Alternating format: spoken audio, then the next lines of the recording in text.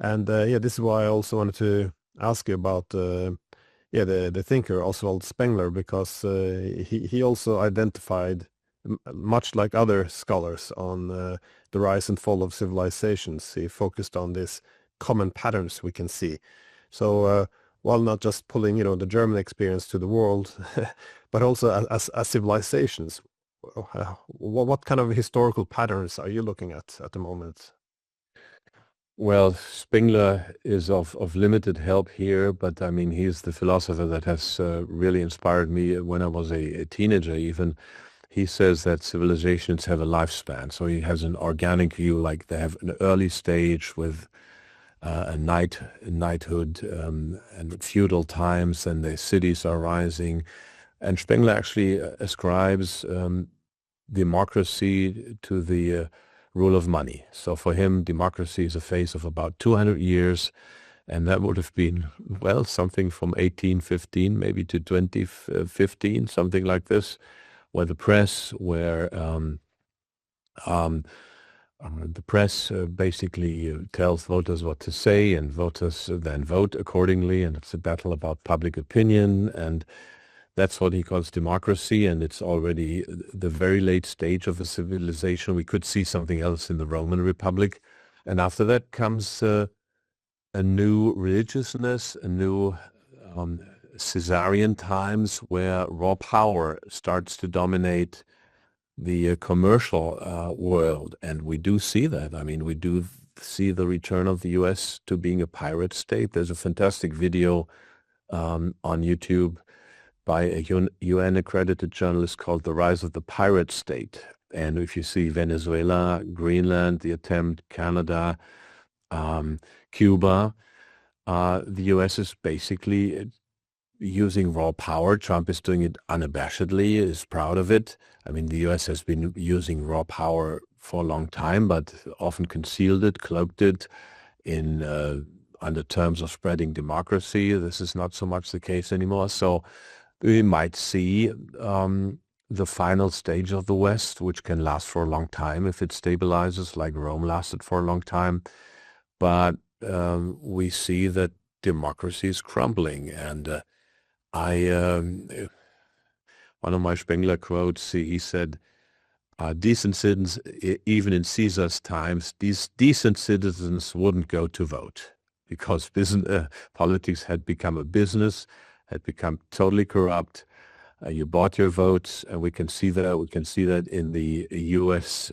Congressional races, where Thomas Massie, one of the sole dissenting voices in the Congress, a true MAGA champion, Make America Great, America First, No Forever Wars.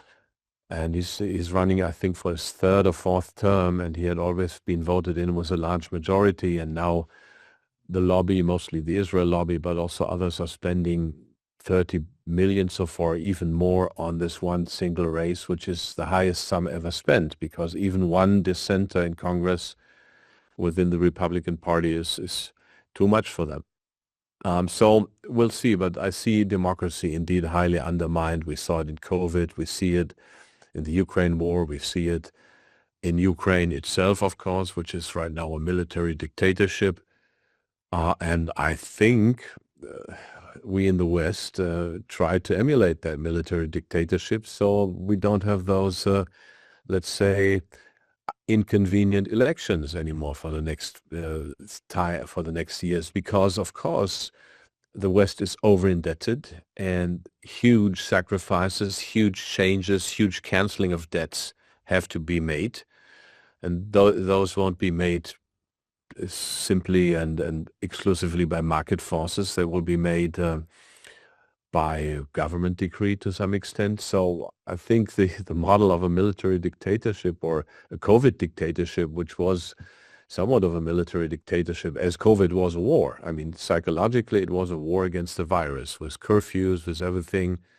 So I don't have too many hopes for democracy right now. That's, I guess, my conclusion from my reading of Spengler. I share your pessimistic view on this, unfortunately.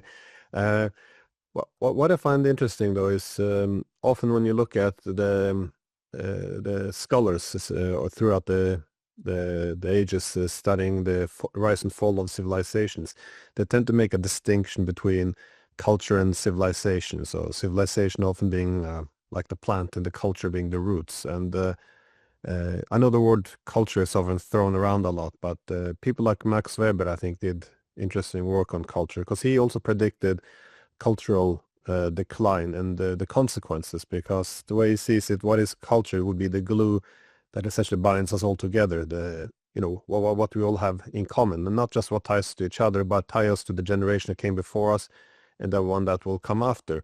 And so essentially what we create, which is worth passing on to, to the next generation. I guess from Weber's perspective, he argued that the excessiveness of well, of reasoning individualism, it often demystified culture, which would corrupt it. But from a more Spengler perspective, how do you see this? Because what is the main relationship then between culture and civilization, if you would assess the future of our civilization? Okay, you make that distinction. I think Spengler actually was the first one to make it. I'm not sure, but he certainly was very big on distinguishing culture and civilization. Many people wouldn't do that. I mean, they would use the terms synonymously, but for Spengler, culture was something organic that grew and evolved, and from early feudal times, from very early times, through the rise of the first cities, through later times, in about 4 seasons. I mean, those were all, of course, metaphors or pictures he painted. And civilization is basically the final stage, which can last forever or for a long time. You just don't see any internal development. So civilization is basically fully outward oriented. There's no more internal development. The internal battles and thoughts have been fought. There is maybe a second religiousness which people adopt. And there is, let's say, a mechanization and standardization of life, as you could see it in Roman civilization. He said the Greeks had a culture. Rome, let's say, starting 200 BC, started to develop into a civilization. I mean, we're surely in a civilization in the West, which, I mean, culture or art is dominated by fashions and fads and by commerce. It's not a coherent, consistent thing. It's, as you said, a lot of individualism. And one very important thing is the wish to live. The will to live dies. We don't have children anymore. We don't reproduce. Population collapses. And we saw that in late Rome. We see it throughout the West, throughout the world actually now, which is a unique situation. I mean, every continent is collapsing basically, with the exception of Black Africa, even South America, even most of the Asian countries, even India. I mean, they're all going through rapid population declines. Persia, of course, a lot so.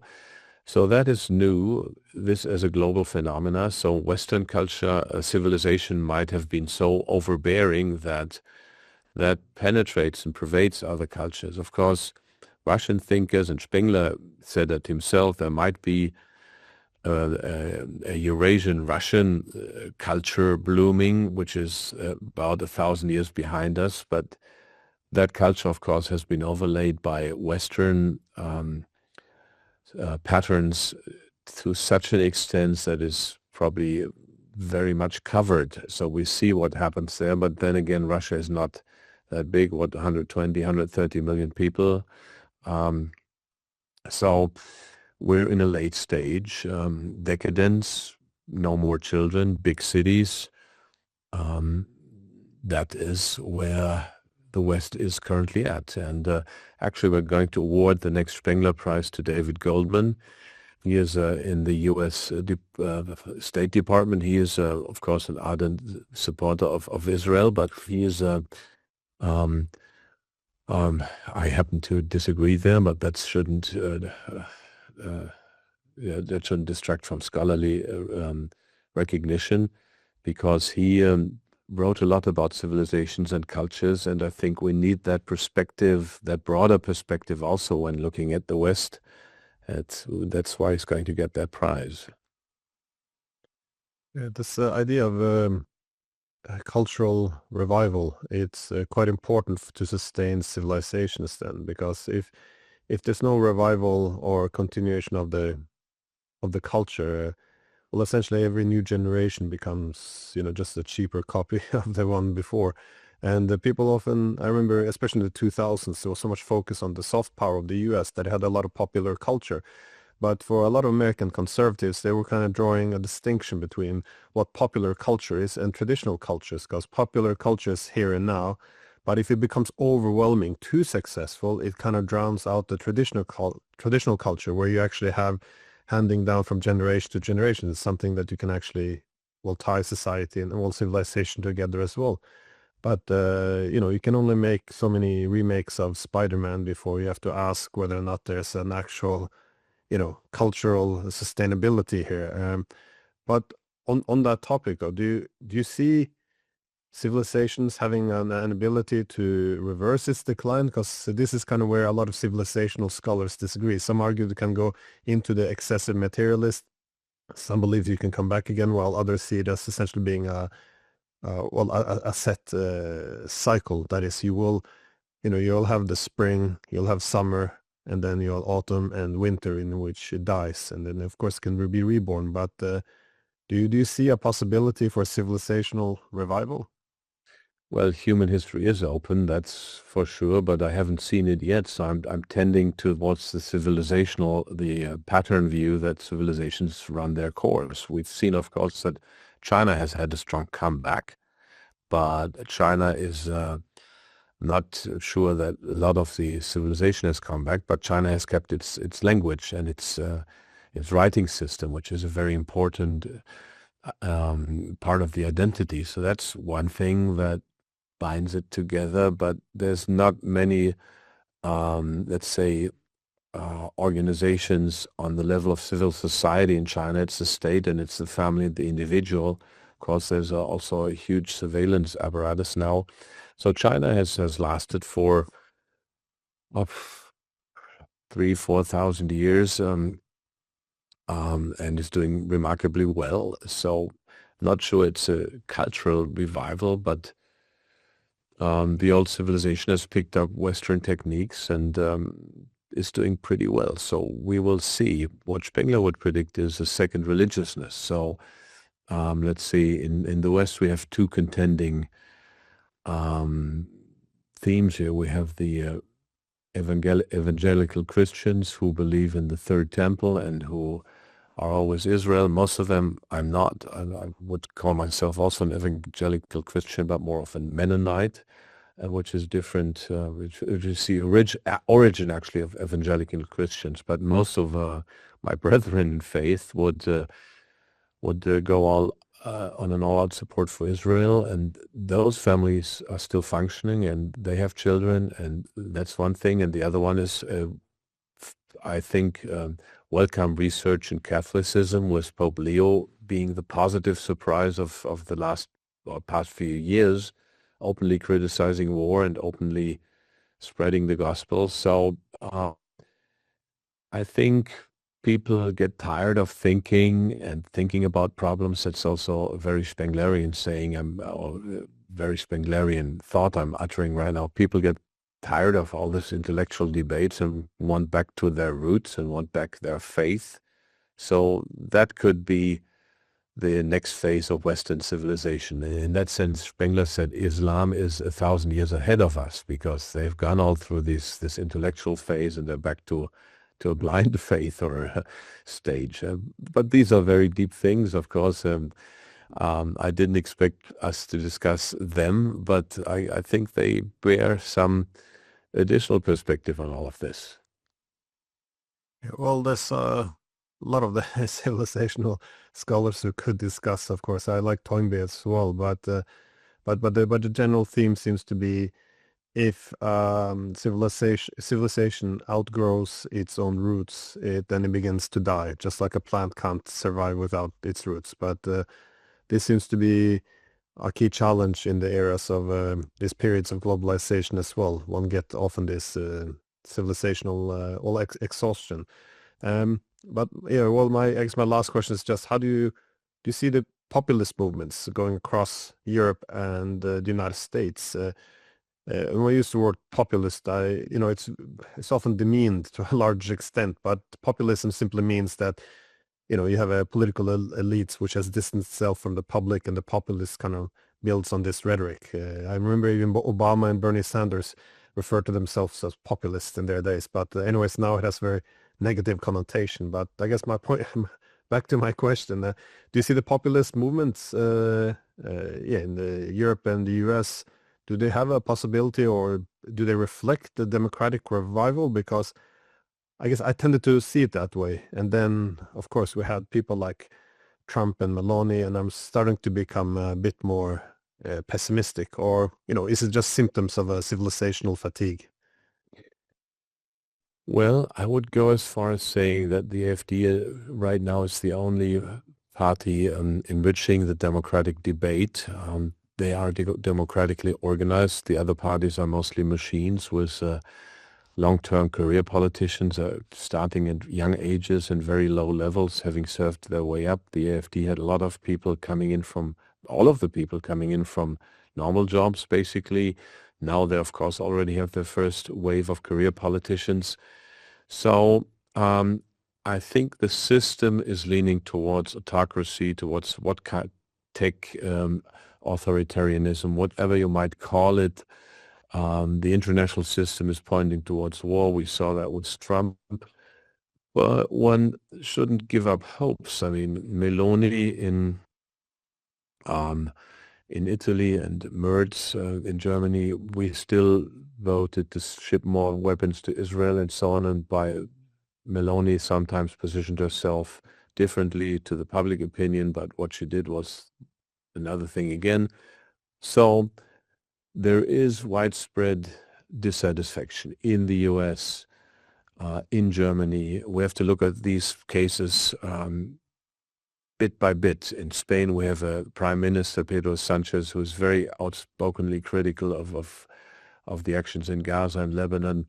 In the US, we have a highly unstable domestic situation because most of the Democrats are against the Iran war. Most of the Republicans are. There's still the rally around the flag effect, but only within the Republican camp, which is new in the US. Before, people rallied around the president whenever there was war from whichever side. This is not happening. So the US might have huge domestic ruptures ahead. And in Germany, we only have this one party, AfD. There was a BSV, an alliance, Sarah Wagenknecht. I know her fairly well and have done quite a few things with her, who was on the left and also was arguing for peace with Russia. Unfortunately, they did pretty much every strategic and tactical and organizational mistake you could do. Otherwise, they would be in parliament, but they're not. So there's only the AfD. And they gain a solid foundation. They have 28% of the vote. Now, by far the biggest party, the CDU, has 22%, and most of the German population doesn't want this war, like 60, 70, 80%. I don't have the latest figures. But and the leaders, the two co-leaders, position themselves for diplomacy and so on and so forth. But you could also see a few politicians, parliamentarians, activists campaigning very actively for war. So it's an ongoing battle. I'm pessimistic as you regarding the global picture and the picture in Europe, but there's always developments that might change it. So it's not all is lost, but we can keep some faint hope or some small hope that some of those developments will turn out to be positive surprises.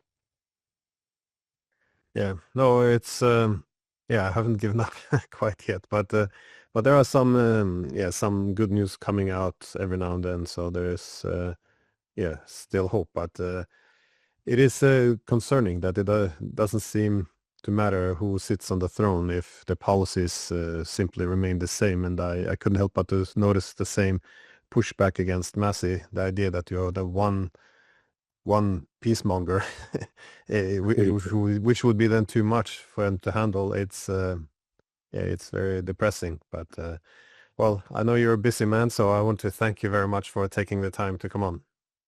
Thank you very much, Professor Diesen.